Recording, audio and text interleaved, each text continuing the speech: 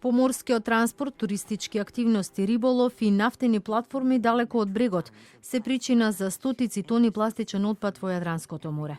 Последната студија за овој долгогодишен проблем, објавена во списанието Marine Pollution Bulletin, покажува дека концентрацијата на пластичен отпад на дното на Јадранското море е меѓу најголемите во Европа, веднаш по североисточниот дел на Медитеранот и Келтското море.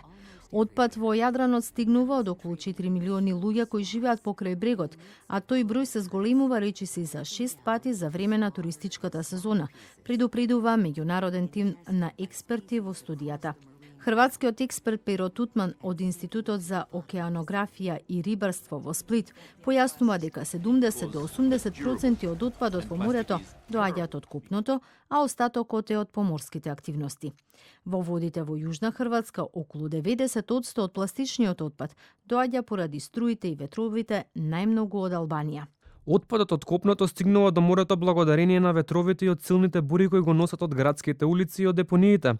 Отпадот неретко се одлага на депониите близу реките, кои потоа со стотици тони пластика се влеваат во морето. Во студијата се наведува дека посебен проблем за Јадранот е тоа што станува збор за релативно мало, плитко и полузатворено море, кое е поврзано со Средоземното море, што исто така е полузатворено и многу загадено. Медитеранот е за жал едно од загадените мориња, бидејќи станува збор за полузатворен басен, а кон него гравитираат повеќе земји со различен цивилизацијски развој.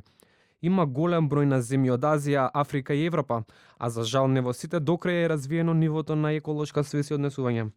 Отпадот, посебно пластичниот, е огромен глобален проблем. Во април годинава истражувачите беа шокирани кога при најдлабокото нурнување во Маријанската врата на длабочина од 11 километри пронајдоа пластична кеса и остаток од амбалажа од сладки.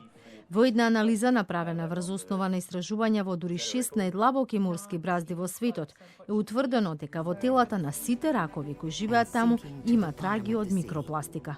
За да се реши овој сериозен проблем, во Европа и во светот веќе течат кампањи за целосно исфрлање на пластиката од употреба.